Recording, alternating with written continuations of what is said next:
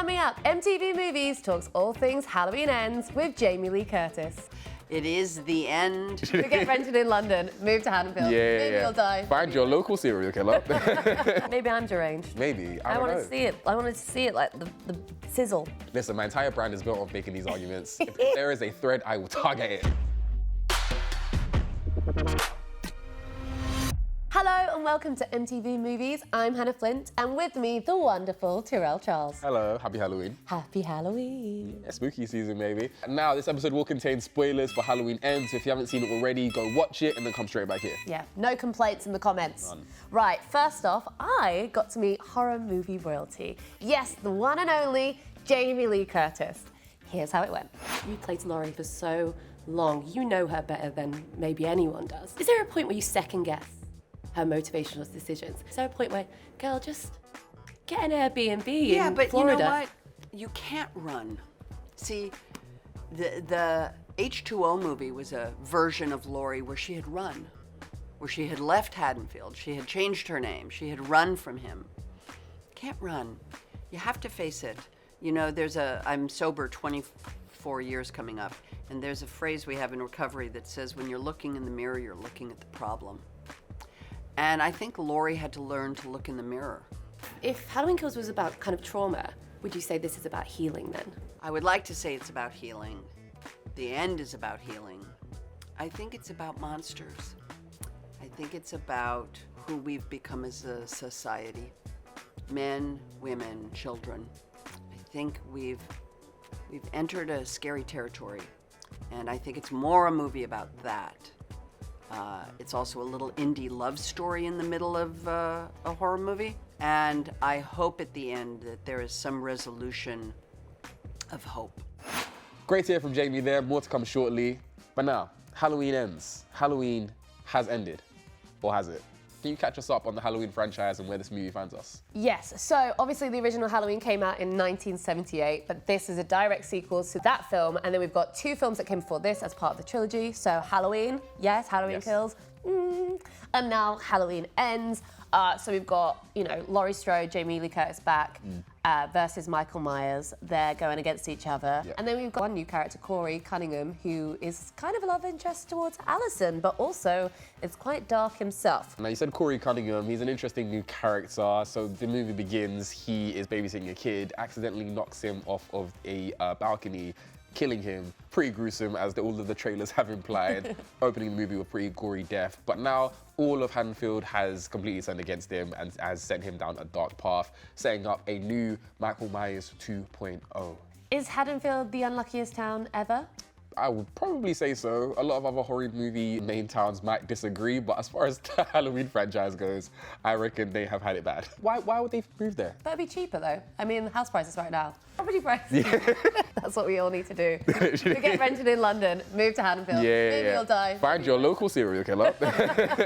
I did really feel for Corey, and I think they did very well at setting him up as a kind of sympathetic character. And I think the idea with Michael at this point is that evil, it potentially can come from anywhere. It's just like whether you allow yourself to be tempted by it, with the world to like beat you down so much. And this town really beat Corey down. Yeah. Like it became this self-fulfilling prophecy that he was a new boogeyman. Yeah. And so, well, if everyone thinks I'm a good boogeyman, I'll be the boogeyman. Did the film deliver for you in terms of like slasher horror? It wasn't as gnarly as Halloween Kills. No. This movie used their gore and the violence almost poetically in a very 80s way. Like a lot of old sort of like 70s to 80s movies, the deaths of characters would be poetic. It'd be that sort of Chekhov situation where there's a setup at the start, here's this thing that they always use, and that's the same thing that kills him. Here's the drumstick, that's why I die. I think what I liked about this film as well is that a lot of this is about within the house as well. It's back into at home. And I think that's a scary thing about what John Carpenter was doing in the first place, is like, you think you're safe in your suburban little world. You think the cities, that's where the danger is, but it's no,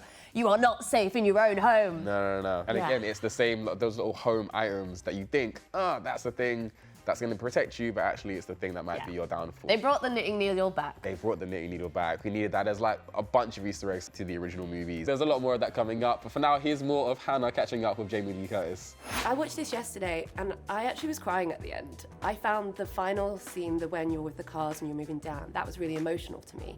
How was that shooting it for you? Was that a true kind of like cathartic experience? Yes, and it was last shot of Laurie Strode is on the way to that we've ever shot. It's cathartic. It's also exquisite because it's not celebratory. Nobody's high-fiving in that moment. There's a true sense of the gravity and the experience that this group of people have had as a community. And it's the only chance for the community to heal, and they know it. And yet, at the same time, the mere act of it all makes all of us culpable now in the very thing that separated us. Is it the end? I can't imagine any other scenario that would ever present itself. Any other filmmaker who's going to come up with something as clever and as important as David Gordon Green has done. It is the end. That was the Scream Queen herself, Jamie Lee Curtis. But before we get into our analysis, I want you to tell me a bit more about your Corey theory. Oh. So, can we have a Theories by T special? Okay. 60 seconds on the clock. Go. All right, my theory is, did Corey kill that kid on purpose? For me, a lot of the movie was very much about like nature versus nurture. Is evil there from the beginning, or are you a victim of circumstance, right? And for the most of the movie, it seems like Corey is a victim of circumstance. However, if you look at that opening scene, there's a lot that kind of hints that he might have had a little negative intention towards his kid regardless, right? He sees the kid for the first time, he finds out the kid's been wetting the bed, the kid's been traumatized, he's scared of anything to do with Halloween. But he blames the mum. He says, no, you should just read him a story. You should be taking care of him. He resents it. I feel like he kind of saw a bit of an empathy. He saw himself in this kid. But then when the kid kind of betrayed him, locked him in a room, he started saying, hey, let me out. I'm gonna kill you, you little brat. He starts swearing, he starts cussing. And then he kicks the door. Now, when we see the kid fall, we see two shots. We see one shot of the door hitting him in the head and another shot of the kid falling. But that is not a fluid motion. I think there is a little breathing period in there where you could argue that it hit him, Corey opens the door, looks at this kid with pure rage and kicks him off that balcony on purpose. Corey could have been evil the whole time. I'm gonna have to have a rebuttal here. I feel like the parents weren't neglectful. I mean, can't they just have a night out for themselves? And they were fully aware that he's wet in the bed, told him not to watch scary movies. And actually, what Corey did was say, actually, forget all that. Let me be a better parent to you. Listen, my entire brand is built on making these arguments. If there is a thread, I will target it. So, Michael, not a man anymore, but when he takes his mask off, he is quite an older man. Yeah. What do you think it says about like who he's become? Is he like just transcends nature now and actually is just, because they say he's like the shape of evil now, Yeah. right? That's even in the credits. Oh yeah. It says the shape, and I was like, who's the shape?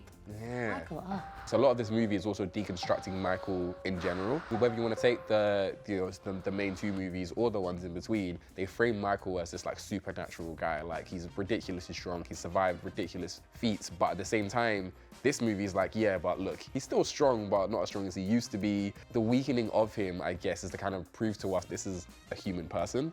There's nothing to be afraid of. It was about like, I guess, showing Laurie and showing the rest of the town that like, this is done. Let's talk about some kills. Top three, what were yours?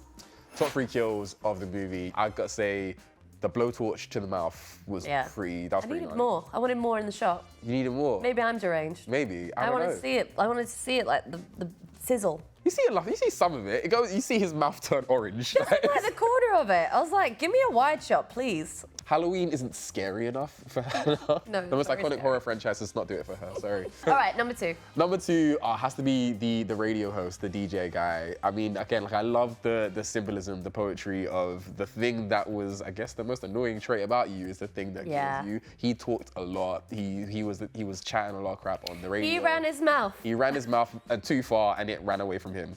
I love just the shot of the tongue on the desk. Yeah, like they really spinning. held that on. Yeah. So what was your top kill? It was the cuts that Michael received in his final moments. The idea that she cut him specifically on the wrists, in the throat, in these ways that traditionally is how most humans would die. I think in a way it needed to be Laurie. It could only be Laurie. It had to be. And also, like, it had to be both, like, her and her granddaughter. Yeah. Because they took so much. Yeah. It was really, like, they were so careful about it. Yeah, it was precise. And again, like, I think for me, like, symbolically, that was just a way of communicating to the audience as well as to Laurie. Like, she needed to prove it to herself that he was not this, like, larger-than-life being. He's not this, like, boogeyman that's always, like, haunting her. He's a man. I love that. I love, like, that whole moment. And actually, it kind of made me quite emotional because I think knowing, well, fingers crossed, it is the end, and knowing what they've been through and the fact that all the town had showed up for it as well, I felt like really important that everyone was there to watch because the cloud that has been hanging over Haddonfield for 40 years. It's like, we needed to see this. So for me, that final scene with Michael, that death felt definitive. That was like, okay, Halloween has definitely ended. But there were certain elements of the movie that I thought, okay, there's some sequel baiting going on, specifically with Corey. It felt like the classic, like, we're passing the torch, like the main guy's gone, but we've kind of set it up so that we can continue this franchise with a new guy. And I was kind of worried going through. But then they were like, nah, he's dead too. I enjoyed that it kind of set it up for the narrative arc of this film rather than making it very clear. Although obviously Michael doesn't get meat grinded with the mask. True. I find it interesting. Again, it was where you kind of play with the idea of like symbolism versus what can we do next for the franchise. One character that I was a little bit kind of like keeping in the sort of side of my eye was Allison. Because if you kind of take the idea that Michael almost inspired Corey to kind of go evil, Corey was kind of doing the same level of like temptation and sort of like look at all this cool stuff that I'm doing with Allison. I think the whole point of that is just how easy evil spreads. Like we all have that. It's the temptation, isn't it? You've got like your conscience, you've got like the angel and devil on your shoulder and whispering in her ear a bit like a serpent. And I think that's the whole point. But she needed to kind of get out of that traumatic like slump that she's in. Like she was constantly so frustrated and being isolated in this home, and it was only allowing her to fester in her own negativity and trauma. So her escaping is like realizing, I need to carry on and live my life. I can't let this hang over me. Obviously Laurie also needs to do that, and I hope by the end of it she does go to Japan or wherever she wants to go with that cute police officer guy. This is true. I want them to be, I just wanted to be happy. They've both been through enough. So Halloween has ended. Well, we're pretty confident about that at least. But for now, please subscribe below and let us know all your thoughts. Go home, Michael. No one wants you here. What a strange man. Thanks for watching. See you here next time. What was... Just absolute cheek of it. That was really unprofessional.